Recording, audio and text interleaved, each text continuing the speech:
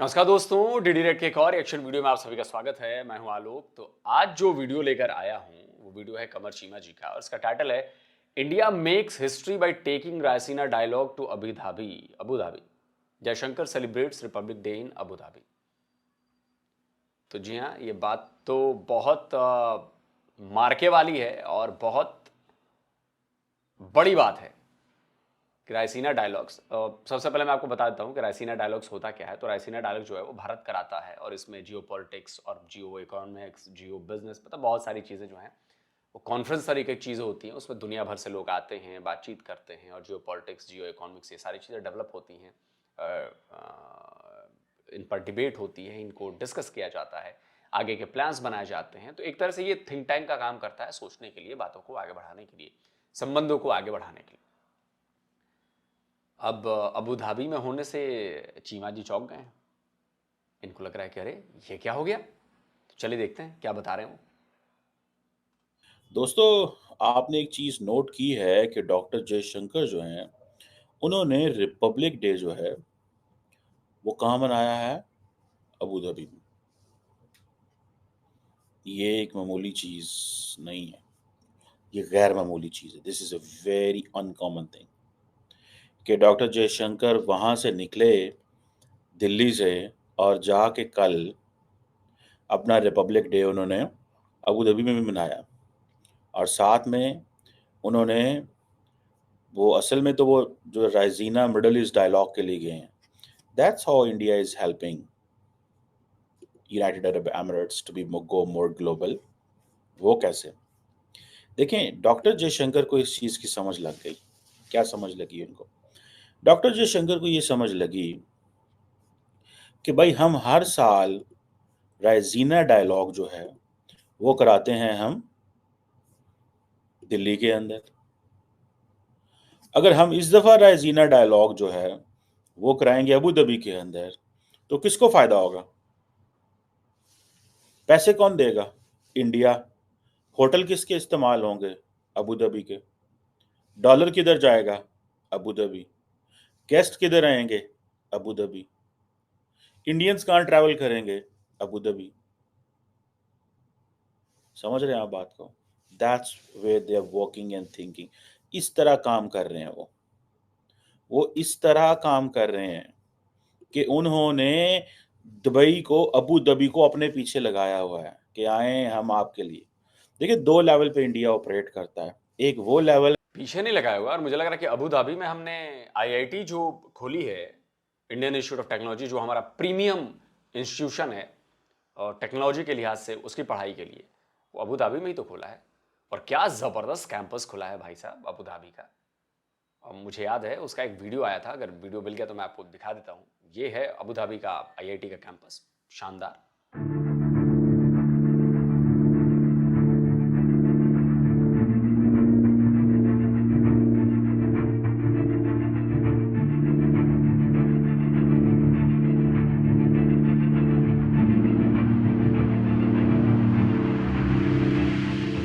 तो हमने Abu Dhabi को पीछे नहीं लगाया हुआ है। जो आप लोग ये टर्म इस्तेमाल करते हैं ना, इस टर्म में जलन साफ दिखती है। पीछे, व्हाट इज पीछे लगाना? व्हाट इज पीछे लगाना? कोई जानवर है जो पीछे लग गया है? ये म्यूचुअल अंडरस्टैंडिंग पे काम होते हैं, ये म्यूचुअल रिस्पेक्ट पे काम होते हैं, ये म्यूचुअल बेनिफिट के लिए काम होते हैं। इसमें जो दो देशों के बीच या दो गवर्नमेंट्स के बीच में अगर कोई काम होता है, कोई बात होती है, तो दोनों की चीजें देखी जाती हैं उसमें। इसमें लालच नहीं होता, दोनों के फायदे होते हैं, दोनों एक दूसरे के लिए प्रोडक्टिव साबित होते हैं। पाकिस्तान नहीं है, हम पाकिस्तान तो नहीं है ना कि सिर्फ लेना जानते हैं, देना नहीं जानते हैं।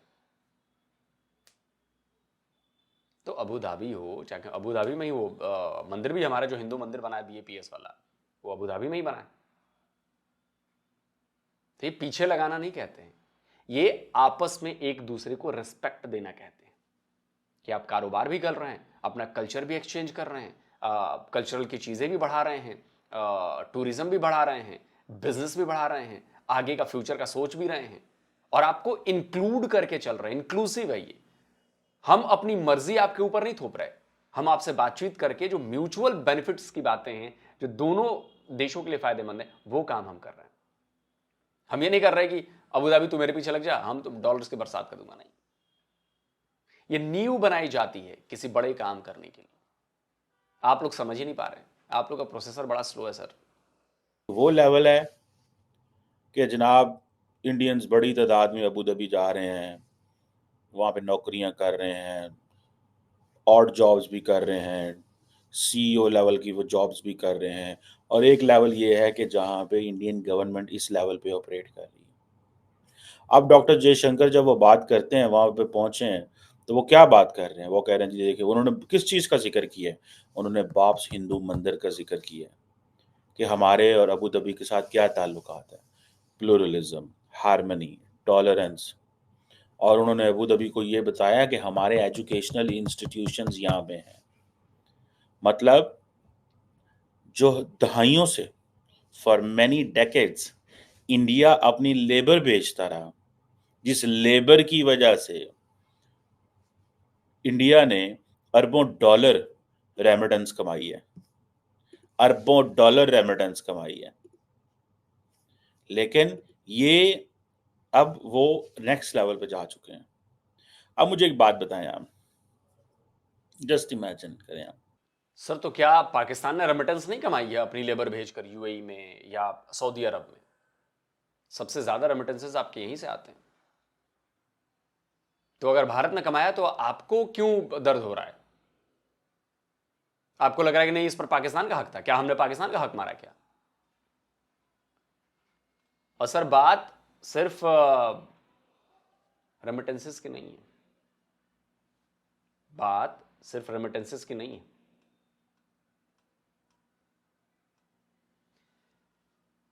ये स्क्रीनशॉट लगा रहा हूं, जरा पढ़िए। रायसीना हिल्स में जयशंकर साहब ने याद दिलाया है पूरे गल्फ कंट्रीज को। देखिए जरा हेडिंग पढ़िए इसकी। Jaishankar highlights 160 billion dollars India Gulf trade ties at Raisina Middle East in Abu Dhabi. Bharat में और गल्फ कंट्रीज के बीच में 160 बिलियन डॉलर की ट्रेड होती है सर। 160 बिलियन डॉलर की ट्रेड। आपको अंदाजा लग रहा है? आपकी जीडीपी का 1/3 है ये। आपकी जीडीपी का 1/3 है। इतना तो हम गल्फ कंट्री से ट्रेड करते हैं जितने आपकी पूरे जीडीपी का 1/3 जितना आप कमाते हो, जो आपकी जीडीपी है उतनी। तो इसको नहीं भूलना चाहिए। ये किसी कंट्री ने किसी कंट्री को पीछे नहीं लगाया है, दोनों के म्यूचुअल बेनिफिट्स हैं इसमें। और अभी जो मौका है वो है इकोनॉमी ग्रो करने का, कारोबार ग्रो करने का, नए आइडियाज लेकर आने का, बिजनेस करने। ये जो मिडिल ईस्ट कॉरिडोर हम बना रहे हैं, क्यों बना रहे हैं हम ये? इसका असर आज से 20 साल, 25 साल, 30 साल बाद दिखना शुरू होगा, 20 साल बाद। और तब आपको लगेगा कि अरे इंडिया ने ये क्या कर दिया, इंडिया और यूएई और सऊदी अरब ने मिलकर ये क्या कर दिया। सर 10 साल उसके लिए काम हुआ है।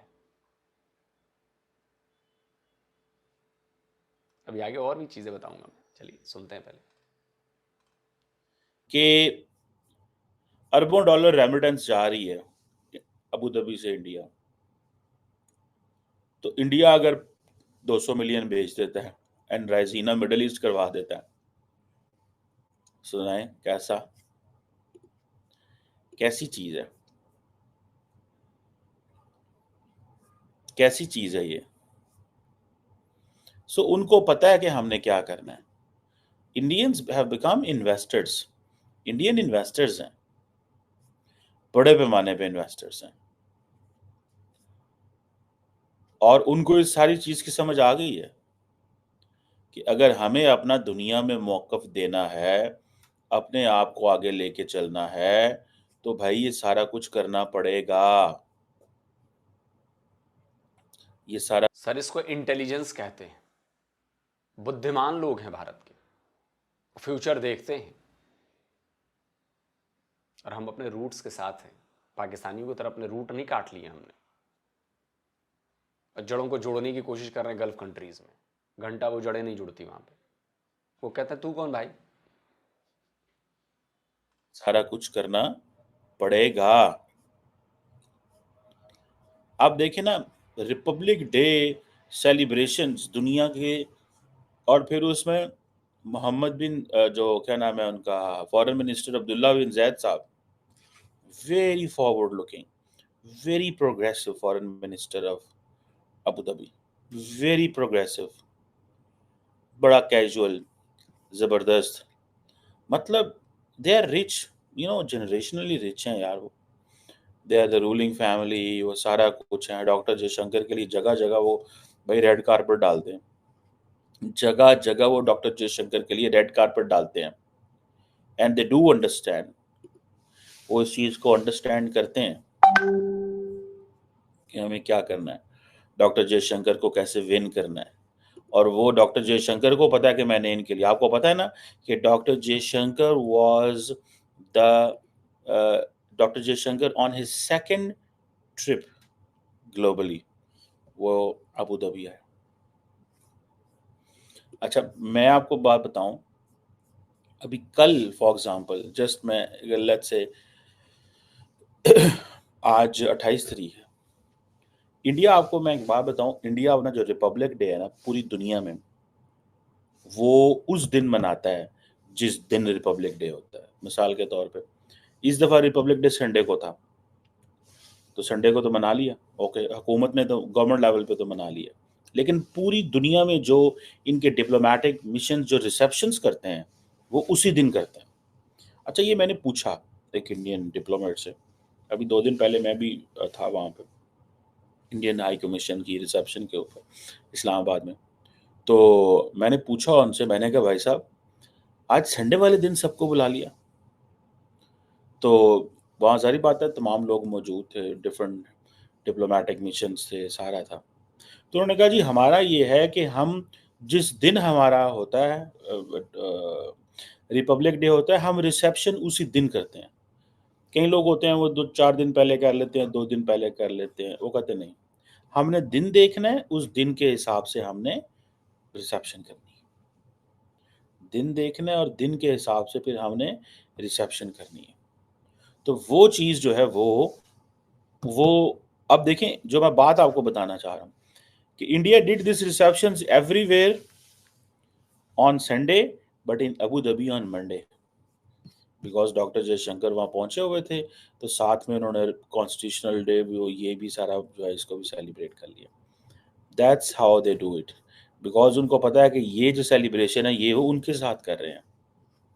एंड देन इससे भी आगे आ जाए, ये रेजीना मिडल ईस्ट करना, यार ये बहुत बड़ी चीज़ थी। उन्होंने पूरी की पूरी जो रेजीना मिडल ईस्ट जो है, आप देखें इसको थोड़ा समझें।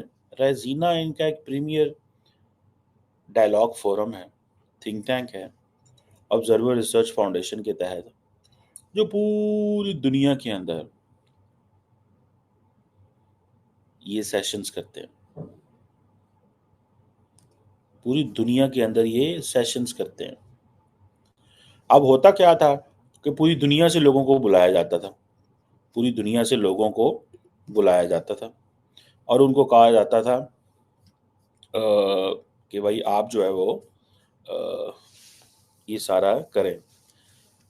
अब वो कहते हैं कि अच्छा ना है, आपको अबू धाबी बुला लेंगे, वहाँ पे जितने दिन मर्जी रहो।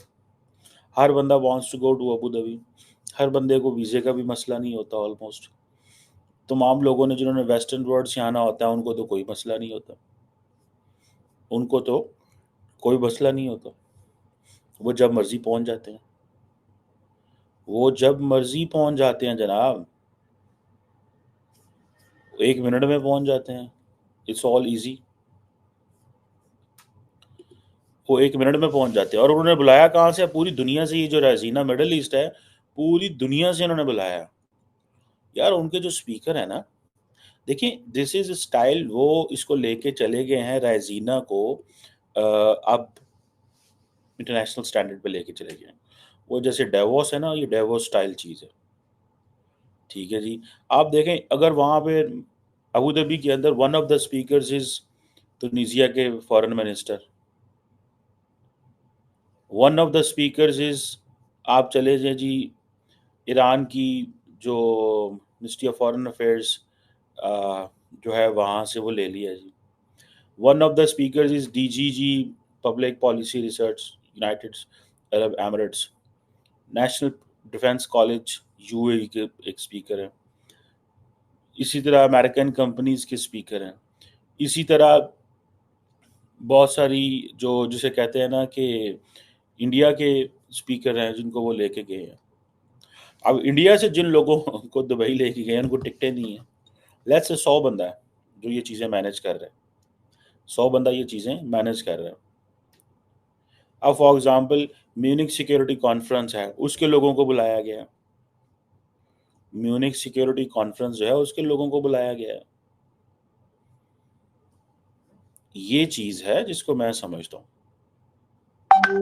तो ये इसलिए हम ऐसा कर रहे हैं क्योंकि हमारी फॉरेन पॉलिसीज को बनाने में, हमारे दूसरे देशों के साथ रिलेशन को, कारोबार को, इनको करने में इनसे बड़ी मदद मिलती है। ओपिनियंस आते हैं इसमें। जिन जिन लोगों को बुलाया गया वो अपनी कंट्री को, अपनी ऑर्गेनाइजेशन को रिप्रेजेंट करते हैं और वहां से उनकी सोच पता चलती है कि उनकी सोच क्या है, इंडिया के बारे में क्या सोच है या किसी सब्जेक्ट के बारे में क्या सोच है। उसके आधार पर चीजें फिर एनालाइज की जाती हैं हमारे यहाँ, फिर उसके आधार पर पॉलिसीज बनाई जाती हैं। और ये बड़ा मतलब बहुत महीन काम है ये कोई सतही काम नहीं है। या जी 4 पन्ने का आर्टिकल लिख देता हूं, या जी 15 मिनट का वीडियो बना के ज्ञान दे देता हूं। ये बिल्कुल ऐसा नहीं। उसमें एक एक बात को, एक एक कहे गए शब्दों को तौला जाता है, उनको एनालाइज किया जाता है कि ये शब्द अगर इस बंदे ने बोले हैं तो क्यों बोले हैं। आप समझिए इस बात को। तो उससे इंडिया को दुनिया के पर्सपेक्टिव को समझने में बड़ी मदद मिलती है इस तरह के आयोजन से। इसलिए हम ऐसा करते हैं। बहुत सारी नई चीजें पता चलती हैं। फ्यूचर में आपका फ्रेमवर्क क्या होना चाहिए उसके बारे में आइडिया लग जाता है। ये चीज़ है जिसको मैं समझता हूँ, विच इज चाइना से लोगों को बुलाया है इन्होंने, ठीक है जी। फ्रांस के थिंक टैंक के लोगों को बुलाया हुआ है, तुर्की से लोगों को बुलाया हुआ है, साउथ कोरिया से बुलाया हुआ है, प्रोफेसर्स को हर जगह से बुलाया हुआ है, सिंगापुर से।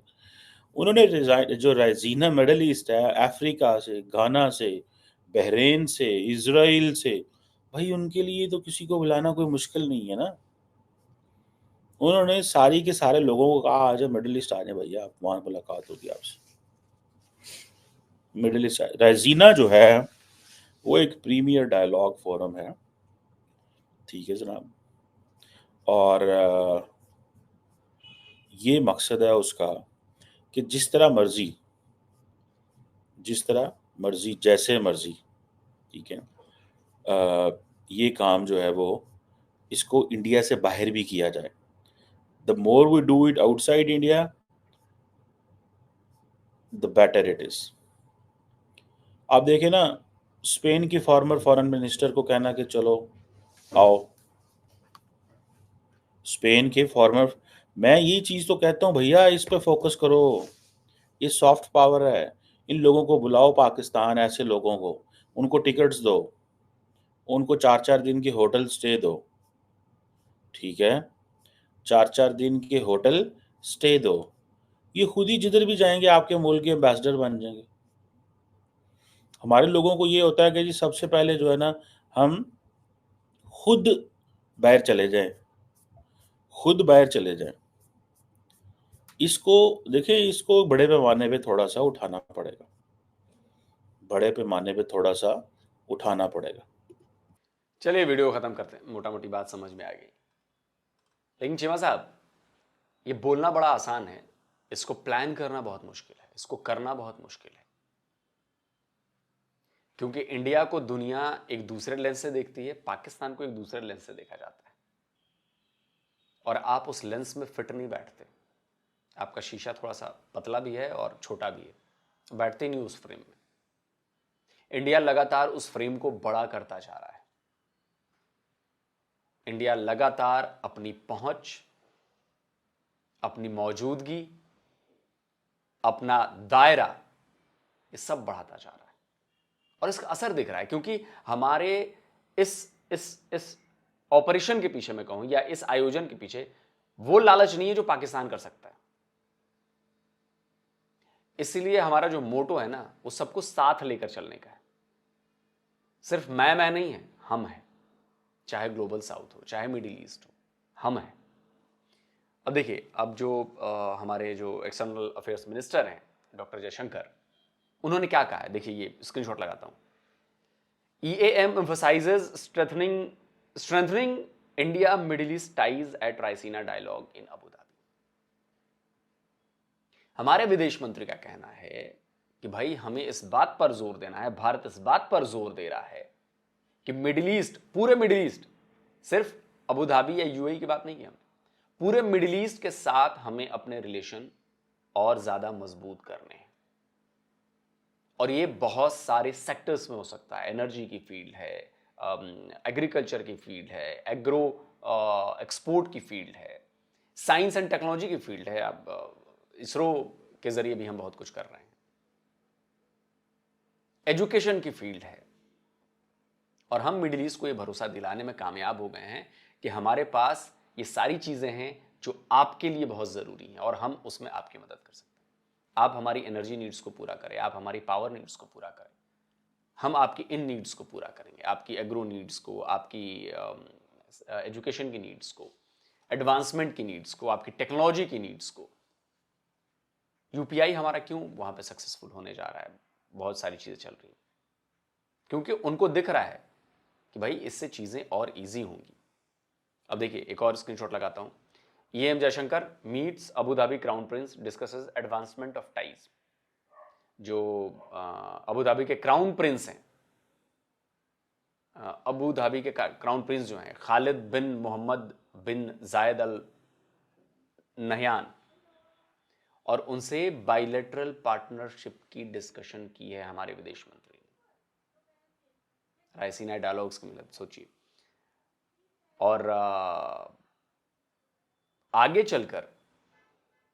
चलकर ये बहुत इंपॉर्टेंट रोल प्ले करेगा मिडिल ईस्ट कॉरिडोर के लिए, मिडिल ईस्ट और भारत के बीच बढ़ रहे कारोबार के लिए, इंपोर्ट एक्सपोर्ट के लिए, एक दूसरे को सपोर्ट करने के लिए। और मुझे हैरानी नहीं होगी आगे चलकर डिफेंस कॉपरेशन भी इनमें होने वाली है। मैं आपको बता रहा हूं, मिडिल ईस्ट के कई देशों के साथ हमारी डिफेंस कॉपरेशन होने वाली है, चाहे वो इजिप्ट हो, चाहे वो UAE हो, इनफैक्ट सऊदी अरब के साथ भी हो सकती है। आप लोगों को अभी लग रहा होगा कि ये क्या बातें कर रहा है, लेकिन इसकी नींव पड़ चुकी है। आप जब पीछे की चीजें खंगालेंगे तो आपको पता चलेगा कि चीज बढ़ रही है। तो आने वाले दिनों में पाकिस्तान के लिए मुश्किलें और ज्यादा बढ़ने वाली है, और पाकिस्तान ऐसी चीजें नहीं करा सकता। पाकिस्तान के पास अभी अपने उस लेवल पर नहीं पहुंचा है, वो तो अभी फर्स्ट लेवल को क्रॉस नहीं किया कि जाके उस लेवल पर जाए और इन चीजों के बारे में सोचे, ये चीजें कराए। बहुत टाइम लगेगा अभी पाकिस्तान को। दोस्तों आप क्या कहते हो, कमेंट करके जरूर बताइए। जल्दी मिलता हूं एक और नए वीडियो के साथ।